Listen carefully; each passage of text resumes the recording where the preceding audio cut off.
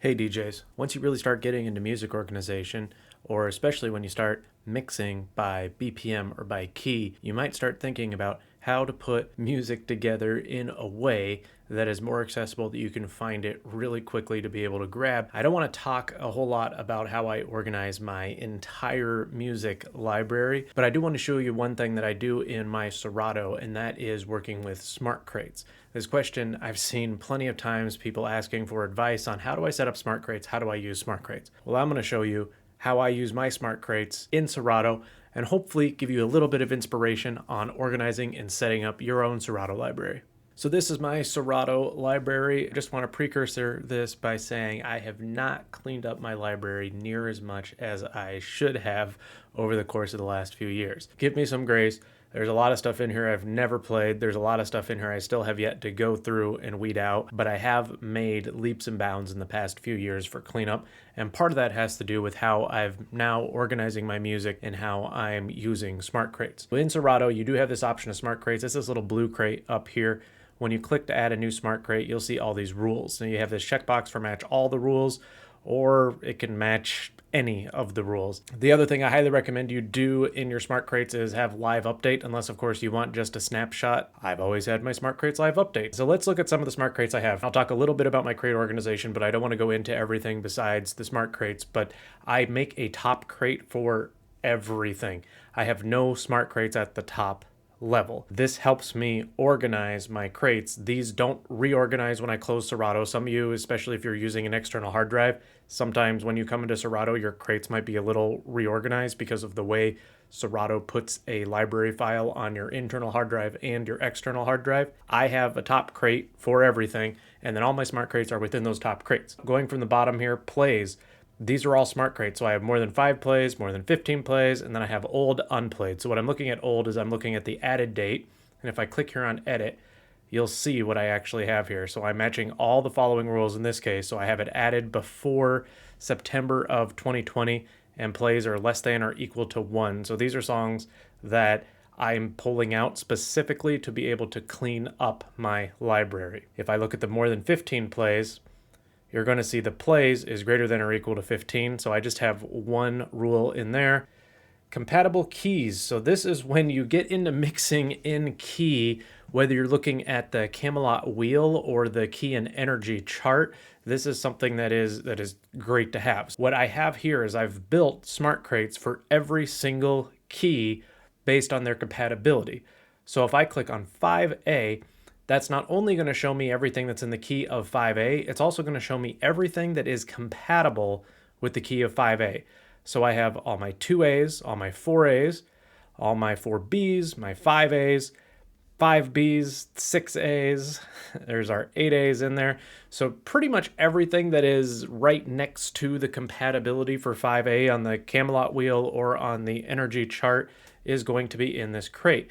So how did I build these compatible key crates? Well, it took me a long time. You see, I looked at, so for 11A, I wanted the key to be 11A, 10B, 11B, 12A, 8A, 10A, or 2A. I have this live update. I don't have it match all of the rules. And obviously, you're not going to have one song that matches a bunch of different keys because you can only have one key per song in that field. So for these compatible keys smart crates, I went in, I built these manually.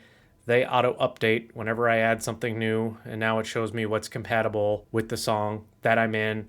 Let's say I'm in 6B, I need to grab something quickly. I can come in here, sort by BPM, scroll down really quickly. Let's say I'm in 77 BPM. I can just grab anything from here and know that I'm in the same BPM and know that I'm in a compatible key. Crazy little thing called love. Let's throw that one in. I know that it's going to be compatible with whatever I'm playing in 6B right now, and I can get a close BPM as well. Next up is energy. This is the same sort of thing. I only did 4E and up. This energy, you'll see I put at the top of my comments section. I pull this using mixed in key. Every time I pull a new song, I run it, scan it through mixed in key. I have mixed in key add this energy at the beginning of my comment section. So I have 6E here. And again, for my smart crates, I have the comment contains energy 6, which is how I used to have mixed in key stamp these. I've since moved over to this 6E formula because it makes it a little shorter and a little more straightforward. Happiness, same sort of thing. I'm manually stamping happiness or mood, otherwise known as mood. and I'm using the composer field for this. Let me shrink these so you could see these a little better. And this is everything that is in the composer contains really 100, 99, 98, all the way down through 81.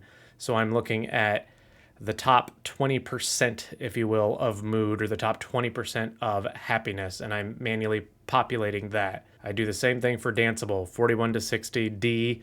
So the D's are danceable. I put that in my label field for each of these smart crates. I did the same thing. I came in here, I manually entered every single one for the label. Now we're going to get into the real meat of it, and that's the genre. This is probably what people ask me about the most, is how do I separate my genres. Under genre, I have smart crates for the genre contains transition, hashtag transition. The comment contains hashtag segue. These are these hashtags that I'm using, and this is so I have more than just the genre field. I'm also looking at the comments. The reason I use hashtags is because it makes it just more easily searchable. So if I want to search for a Christmas song, I could type in Christmas, but the way that Serato does their search, when I type in Christmas, I'm going to get everything with Christmas in the genre field, the comment field, the song field. If the artist name is Lloyd Christmas, it's going to give me that song. If I'm using hashtags, if I put in hashtag Christmas, it's only going to show me things that have hashtag Christmas written in the comment field. That's how I started doing my genres, to separate out especially things that have multiple genres that I want to sort on multiple genres. All of these smart crates here, so my pop crate, that's how I built it. So it's looking at the genre contains pop, or, and I'm going to add a slice here, or the comment contains hashtag pop.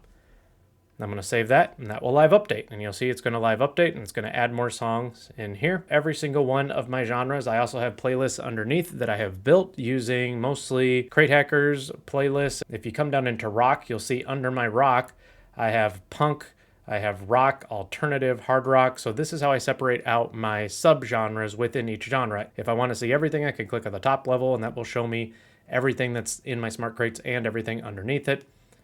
My seasonal crate, I have one tagged for holiday, and in my holiday one, I have it if it contains Christmas, holiday. Okay, that was a lot, and that was really fast. I only got one more, so stick with me. Decades.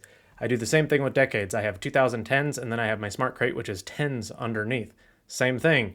I put the year is after 2009, or the year is before 2020. Same thing here. The year is after 99, it's before 2010. It's after 1989, it's before 2000. That's how I build my smart crates. That's how I organize my library with smart crates. Hopefully this has given you some inspiration on what you can do with your smart crates, and maybe this will bump you into the right spot to even start cleaning up that library and getting rid of some of those duplicates like I did with my play count lists. If you've taken these tips, if you've liked these tips, if you're going to use them, please throw a like and a comment. Really appreciate it. Thanks for watching. Happy DJing.